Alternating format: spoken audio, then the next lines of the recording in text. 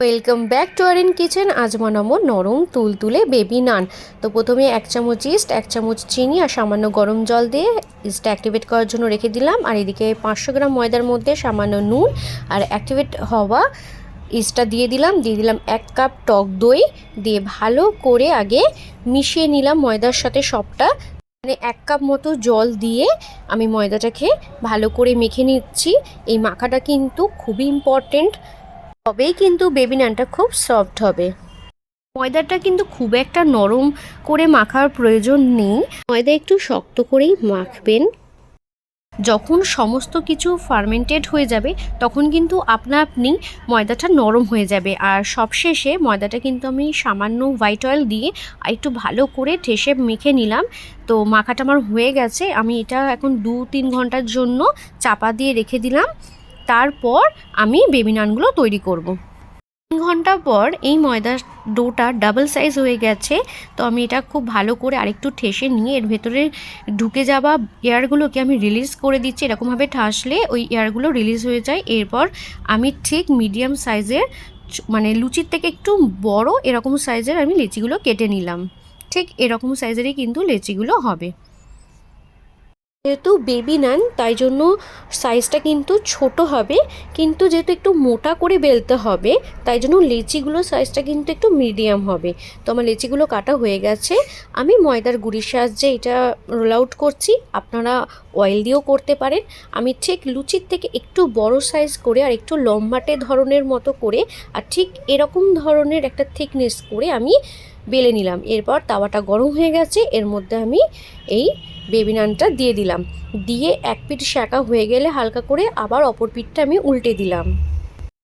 2 পিঠ যখন হালকা সেঁকা হয়ে যাবে তারপর আমি কিন্তু বাটারটা ব্রাশ করব। 2 পিঠ ভালো করে সেঁকে বাটার ব্রাশ করে দিলেই রেডি হয়ে যাবে বেবি নান। তো বাটার ব্রাশটা করার পর কিন্তু এপিঠ ওপিঠ আরেকবার সেঁকে নেব, তাহলেই একদম বেবি নান রেডি হয়ে যাবে। বাটারের পরিমাণটা যদি একটু বেশি করে লাগানো যায় খেতে কিন্তু দারুণ লাগে। বাটারের কৃপণতা কিন্তু করা যাবে না। তো বাটারটা আমি ভালো করে দুদিকটাই লাগিয়ে দিয়েছি, জাস্ট একবার সেঁকেই আমি তুলে নিচ্ছি। তো একইভাবে বাকি বেবি নানগুলো আমি রেডি করে নিলাম। এরকম অনুষ্ঠান বাড়িতে বা বিয়ে বাড়িতে প্রথমেই কিন্তু এরকম বেবি নান সার্ভ করা হয়। তো আমার খেতে বেশ লাগে, তো আমি ভাবলাম একদিন বাড়িতেই ট্রাই করি। তো বাড়িতে ট্রাই করে দেখেছি একদম অনুষ্ঠান বাড়ির মতনই হয়েছে। তাই ভাবলাম আপনাদের সাথে রান্নাটা আমি শেয়ার করে নিই, আপনারাও বাড়িতে এটা ট্রাই করতেই পারেন। আমার খেতে দারুণ লাগে। আপনারা ঠিক একইভাবে পরিমাপ আর পরিমাণটা যদি আপনারা ঠিকঠাক রাখেন, আমি বলছি নরম তুলতুলে হবেই হবে। একদম অনুষ্ঠান বাড়ির মতো বা বিয়ে বাড়ির মতো মানে একদম হবেই। আমার তো খুবই ভালো লাগে, আপনারাও বাড়িতে ট্রাই করুন, আপনাদেরও ভালো লাগবে। মশলা, পনির, আলুর দম, চিকেন কষা, মাটন সব কিছুর সাথেই কিন্তু এগুলো খেতে খুবই ভালো লাগে। তো আমার এই রেসিপিগুলো যদি আপনাদের ভালো লেগে থাকে তো প্লিজ আমাকে একটা কমেন্ট বক্সে কমেন্ট করে জানাও। প্লিজ প্লিজ প্লিজ প্লিজ একটা লাইক করে দিও যদি আপনাদের এই রেসিপিগুলো ভালো লেগে থাকে। তো